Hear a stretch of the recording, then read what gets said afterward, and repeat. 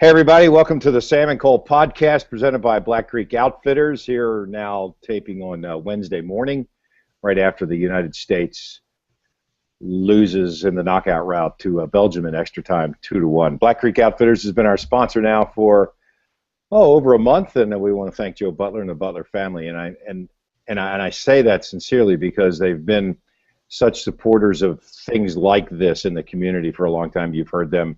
They sponsor other kinds of things, and I think that's important when you look at local advertisers like that, local businesses who support one another. And I'll never forget when I walked in 4 years ago to talk to Joe about potentially sponsoring my radio show, Cole. Very first thing he said to me wasn't how much is it or what do I get out of it. He said, I'll support you in that. And I think that that's important. And to Joe's credit, they have done very well despite some brand new competition in town in the last year, and I congratulate them for that. And go in there, by the way, and buy some of those tech shirts. By the way, also they also have the Big Green Egg at Black Creek Outfitters. That's a massive thing, yeah. And a lot of the accoutrement. Right. I was in there, and as you know, I have proclaimed the Big Green Egg as one of the 3 greatest inventions in the history of man. So you like how that barbecue stuff, or how that? Oh my goodness, Okay, Sam! It is. All right. Okay. Yes. Because we the guys here at Hagen Ace Hardware in Mandarin donated one to my golf tournament this year. The benefits dreams come true, and it was a very popular. We put it in a live auction. It was a very popular item. Yeah, it's first of all, they're not cheap, but if you grill, barbecue, smoke, what have you, more than 6 or 7 times a year, it is absolutely worth it. No because kidding. First of all, it'll last longer. I don't want to make this whole thing about the Big Green Egg, but maybe I do. It lasts forever. And there's replacement parts for everything from the seals to the caps to the grates and everything. So it lasts. I have gone through 2 gas grills in the same amount of time I've had my Big Green Egg, which I got mine as a wedding gift. Wow. Best wedding gift ever. By the way, I did not give you that as a wedding gift. No, you did not. No, you did not. My gift was excellent, but it wasn't that good. It wasn't quite that good though. This is pretty great. But it's great the way it's made. In fact, when we do our barbecue contests, there are a number of teams that use the Big Green Egg in competitive barbecue cooking. And there's one team that's called 2 Eggheads that the 2 guys, they've got like 4 or 5 Big Green Eggs. That's all they cook on. Wow. And they've won different categories and stuff in the past. So it's great. And they'll actually deliver the Big Green Egg from Black Creek to your place. So go and check it out. They also have one of the things that I was looking at. It's almost like a flamethrower to start the coals. And I was like, it may be a little overkill, but gosh, it does seem fun. I got to have one of these, right? Yeah, but that might be on the Christmas list here before too long. Exactly. My friend Ernie has 2 Big Green Eggs. In fact. Yeah, Ernie's doing a good job then. Exactly. The U.S. men's national team falls 2-1 in a match that certainly seemed to be in favor of Belgium. Part of it was tactics from the United States, I think, willing to play a defensive game. Jurgen Klinsmann, although he was available for selection, did not play Jozy Altidore in the game. And so it was a little bit of mind game, making everybody know that Altidore was available for selection. So the Belgians maybe had to prepare for that. But, you just looked at the skill and the nuance, the team concept that the Belgians had, which it was like watching the Germans play in many regards. And, I loved our effort, particularly in the last 50 minutes of play. We played with American sensibility, which is what is the attractive thing of the game for Americans. There's the English play a certain way, the Germans play a certain way, the South Americans play, the Brazilians play, the Asians play a certain way, and it's reflective of their culture. And I think a lot of Americans haven't warmed to the game because so often our game is modeled after some other culture's kind of game. Klinsmann is letting these guys play with that American sensibility in mind. And as I tweeted, and you probably saw this, proud of the effort. As Lance Armstrong said, I don't know much about soccer, but Tim Howard is one bad mofo. Oh man, it was unbelievable. Unbelievable. But even in if the you end, don't know anything about soccer, no, yeah, you had to be like, what's going on? Since 1966, nobody has ever made more saves in a World Cup game than Tim Howard did against Belgium. That's notable, and it was timely. I thought, Sam, you're talking about the American style. I don't think the American style has been developed yet at all, and I think in a lot of ways on this point. For a long time, we were a grinded out soccer team from a national team perspective because we didn't have the skill to go forward, Right. same kind of verve and effectiveness that the Brazilians did certainly, or the Germans, or even the English or others. Klinsmann still wants to play, I think, a little bit of that style, and we saw a lot of that this year.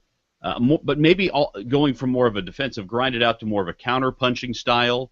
It really is the style that the Belgians want to play by and large, and it's the style that you see a lot of club teams playing as well. Chelsea has been very successful playing that style in the EPL. I saw them beat Fulham doing exactly that. Yeah. 3-1. I mean, by the way, with Eden Hazard, who was one of the stars of the Belgian team. And it was interesting because it was, you could see they were just, Fulham was doing all kinds of stuff in the offensive third, and then all of a sudden, boom, the counterattack 1-0.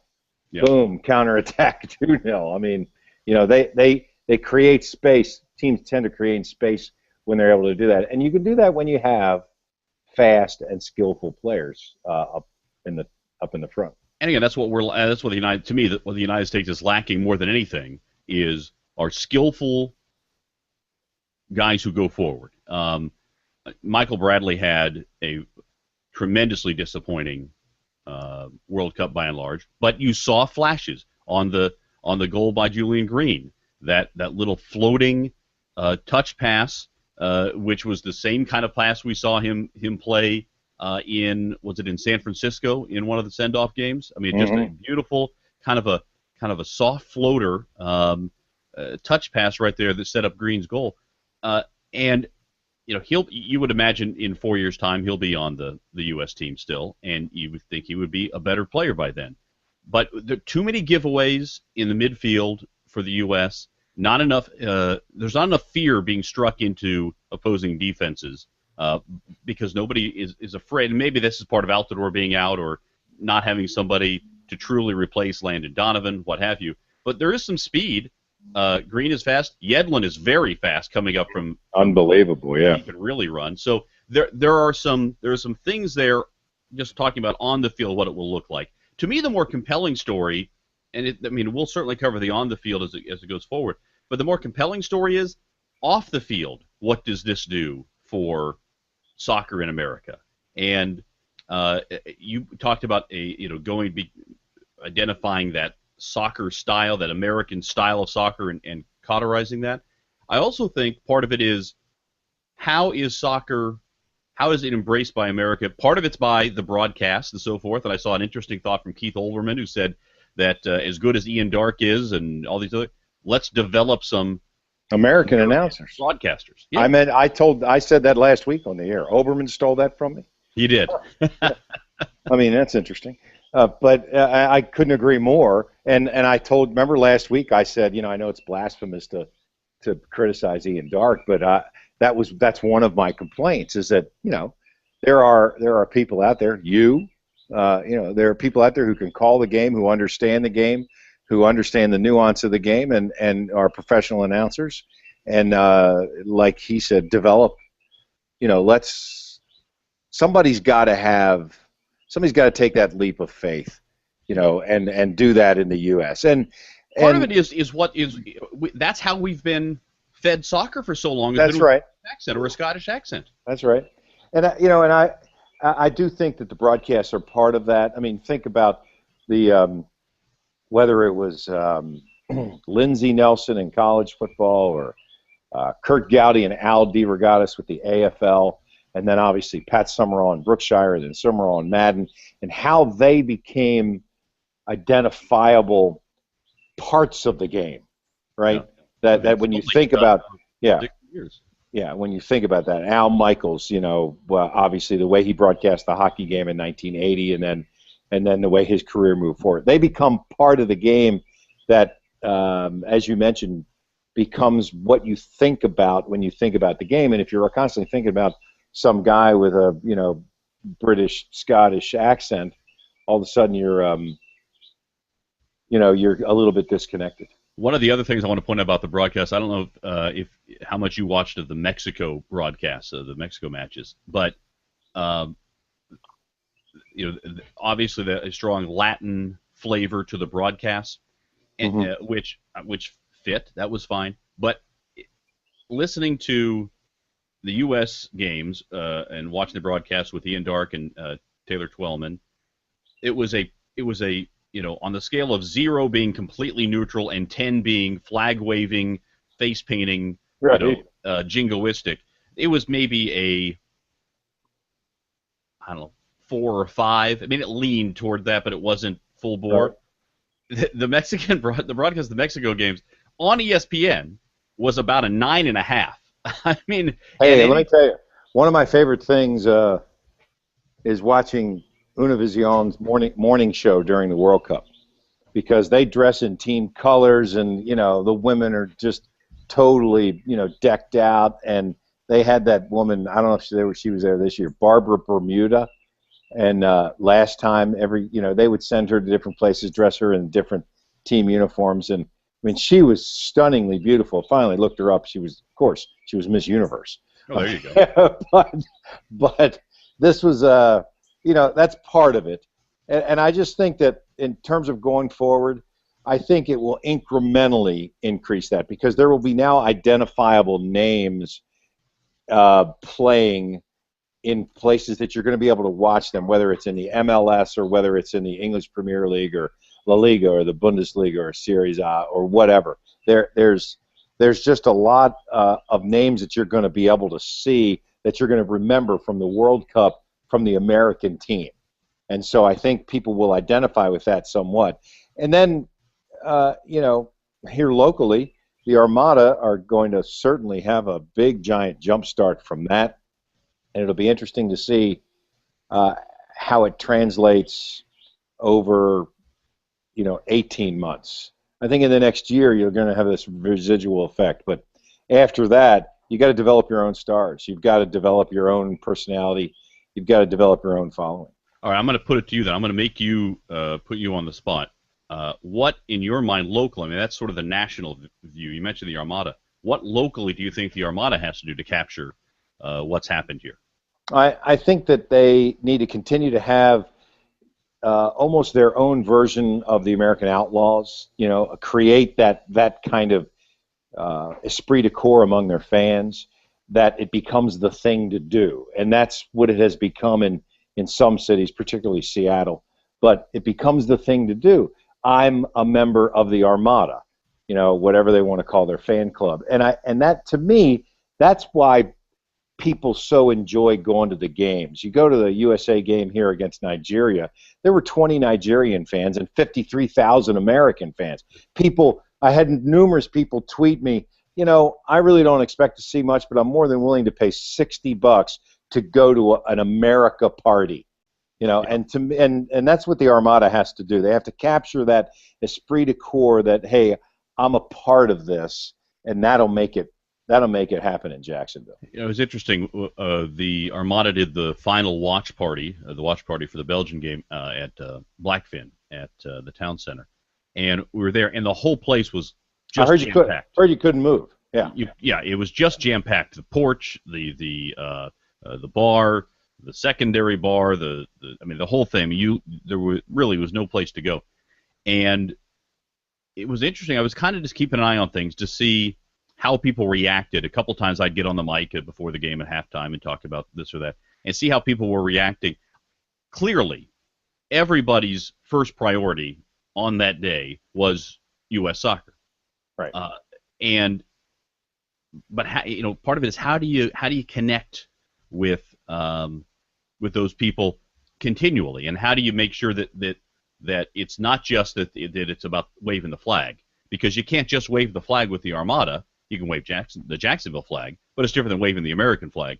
And I think that's one of the big challenges for the team here in between now and the start of the season. It's sometime in March, likely, depending on what some of the preseasons are. 90% of the interest in the games was only because it was a team wearing USA on their chest. Yeah.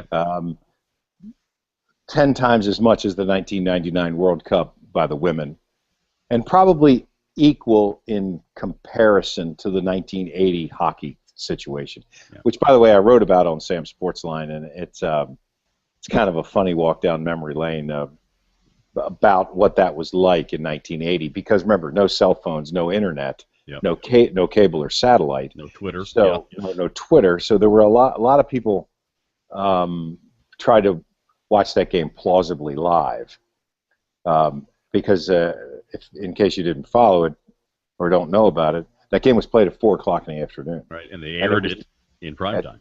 At 7, yeah. And I was working at an ABC affiliate at the time. And so, you take big advantage of that, because at the time we were the Olympic Network. And I'll just tell the quick part of the stories. I spent better part of the newscast explaining why we weren't going to tell the score, and doing silly things, holding up signs, and telling people to turn the sound down, all that stupid stuff that I continued to do at Channel 4 when CBS had the Olympic Games. But an important part of any local affiliates taking advantage of the network is the teases or the promos that are at the top of the hour. So if the broadcast begins at 7, at 6:59:57, the local affiliate has 3 seconds, and you'll see it even on Channel 4. They'll say, Tom Wills tonight at 10 o'clock, News 4 Jax at 10. And promote that. And so, we spent a lot of time explaining to people why we weren't talking about the score, and there were thousands and thousands of people who were going to watch the game plausibly live at 7 o'clock, because they had avoided, because radio played music back then. I mean, there was no talk radio. They actually had a thing called disc jockeys back then. Yeah, they had disc jockeys, exactly. And at 6:59:57, I was at my desk, and I looked up to the monitor, and the young woman who was anchoring our late news, who went on to have a measure of success in her career after Charleston, looked right in the camera and smiled and went, "Big win for the Americans. Highlights at 11." Oh, no. I mean, by the way, that's a challenge for. It's about, and I think this maybe has changed what people's expectations are. I remember still when I was working on WOKV, I would, during the summertime, there's not as much going on, I would talk about the Tour de France results from the day, as it was, with Lance Armstrong. Sure. And I got several people email me. I didn't want to hear that. I wanted to. What? Now it's like, listen, you can't. Right. You can't get away from it. It's going to be there. Back then, there was more of an expectation of, the media, the press, TV will tell us about it so we can all experience it at the same time. And what's interesting, Cole, is that when I did that in 1980, I got an equal number of people complaining to me that I had shirked my responsibility as a journalist by not telling them what was going on. And, that they wanted to know, they tuned in specifically, because remember, at the time, I was the only conduit for sports information during the day. Yeah. After the paper came out, the paper came in the morning, right? Yeah. I was it. And so, there were an equal number of people who relied on me. So, it is a dilemma. It was a dilemma. It's no longer a dilemma. You can't do that. You go on the air, you don't hold anything for 10 seconds, because if you do, you finish last. Yeah, and so it's kind of interesting how that's changed. I also want to talk briefly about a Jacksonville native, Patrick Young, the Gators center, who was not drafted in the NBA draft, but will have some opportunities to prove himself here in some of the summer leagues. And he is going to play for the Pelicans. Now, I'm a little confused, because he told me he was going to Las Vegas only.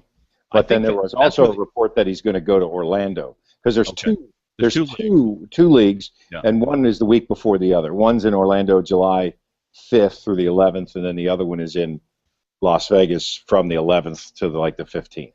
but Patrick told me he was going out to Las Vegas to play for the Pelicans team. His agent picked the Pelicans, and he picked the Pelicans because they need a big man. They need somebody to kind of play the role that he can play. Good hustle, strong defense, good motor, can give some fouls, plays hard, is very strong. Not drafted mainly because there were at minimum 6 European players that were taken in the second round that are being stashed by NBA clubs. If you don't know the rule, a team can draft a European player, and he doesn't count against the salary cap, and they can hold on to his rights for 2 years. So there were at least 6 players in the second round that happened for. And that's to me, that's a great. By the way, that's a great approach. Late, if you have the second half of the second round, right. Those guys. This is not like the NFL where the second round pick always makes a team and plays. Those second round picks more often than not are gone before the end, if not before the beginning of their first season. So I would do that too if I was an NBA GM. Yeah, and Otis Smith was drafted in the second round by the Denver Nuggets. And there was certainly no guarantee that he was going to make the team. But much like Patrick, good effort guy. Otis had a skill game that people played. But he also was a bit of a tweener, much like Patrick is considered. Not a true center, not enough of a mid-range game to play that kind of a power forward position. And Otis certainly wasn't a point guard. He didn't have a good enough shot to be the shooting guard, but he wasn't big enough to be the kind of the off forward. So, but he made a great career. I ran into his brother the other night at a charity function, and Otis is still in Orlando. But this is a good opportunity for Patrick, and I'll stick with what I said. I think if it's not with the Pelicans, he may bounce around for 2 or 3 years. He may even end up in Europe for a little while. But he will settle in the NBA on a team like the Spurs that has a coach that understands that you need these kind of role players to go along with your superstars in order to win championships. I will say here first of all, I think, did Matt Kingston tell me that Patrick measured at 6'10" at the NBA Combine? Is that right? Yeah. I don't believe that, but that should probably really surprise me. But, what he said. That's what he said, 6'10". Yeah, because I said on the air he was like 6'6", and Patrick got all mad at me. I figured he was about a 6'8" guy. Yeah, exactly. What he is from a build and a skill standpoint is the old kind of power forward. Right. Once upon a time, the power forward, the 4, was a glorified center. Undersized center, didn't block as many shots, could rebound, could make something from 10 feet and in, and provided some muscle in there. Maurice Lucas. Right? Yeah. Karl Malone wasn't that far from him. That's right. Yeah, that's right. So Karl Malone had no mid-range or long game. No, I mean he had developed a little bit of a mid-range game as he got older, but when he came in the league, he was just all brute force basically, and he could run, and Patrick can run. So he's almost a throwback kind of player. And the question is, can you find a coach who wants that because he's going to be reliable, good teammate, in great shape with 6 fouls to give? And right now, that's his most redeeming quality as far as the NBA is concerned, until he develops that game out to 15, 18, 20 feet. You look at some guys who played in the league and you wonder, how can Patrick not be in the league? But, sometimes especially if he's truly 6'10", right? Yeah, sometimes that's a numbers game. But he'll make money playing basketball. I don't think there's any question about that. Yeah, if he wants to. All right, so that'll do it for the Sam and Cole podcast. Have a great Independence Day. We will circle back with you afterwards and be looking forward to the World Cup semifinals and the Jaguars training camp getting closer and closer.